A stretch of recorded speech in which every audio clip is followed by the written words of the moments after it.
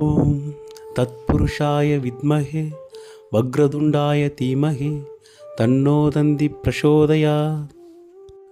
மீனராசி நேயர்களே, உங்களுக்கு ஒரு நற்செய்தி. உங்கள் கண்ணீரையும் கஷ்டங்களையும் கவலைகளையும் துடைக்க ஒருவர் வந்து கொண்டிருக்கிறார்.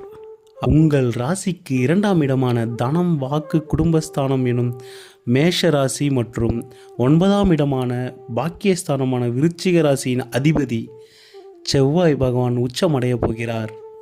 இந்த செவ்வாய் பகவான் உங்கள் ராசியின் 11ஆம் இடமான லாபஸ்தானத்தில் உச்சமடைய போகிறார். உங்களின் திரிகோணத்திற்கும் பணபரஸ்தானத்திற்கும் அதிபதியான செவ்வாய் பகவான் உச்சமடைவது என்பது மிகுந்த நற்பலன்களை உங்களுக்கு வழங்கப் போகிறது. உங்களின் கண்ணீரை துடைக்கவும் கஷ்டங்களை போக்கவும் மாஸ் என்ட்ரி கொடுக்க போகிறாருங்க. செவ்வாய் பகவான் உச்சமடைவது உங்களுக்கு அவ்வளவு நல்ல விஷயங்களை கொண்டு வரப்போகிறது.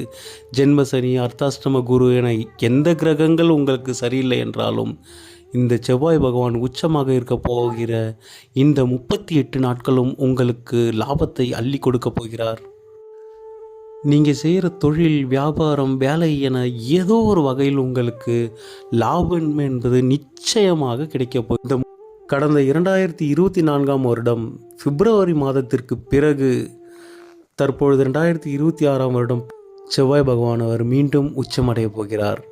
செவ்வாய் பகவான் மட்டுமல்லாமல் சூரியன், சுக்கிரன், புதன் என 4 கிரக சேர்க்கை உங்கள் 11ஆம் வீட்டில் நடக்கப் போகிறது. ஜனவரி மாதம் 14ஆம் தேதிக்கு பிறகு மீன ராசிக்காரர்கள் தான் ஹீரோவாக இருக்க போகிறீங்க.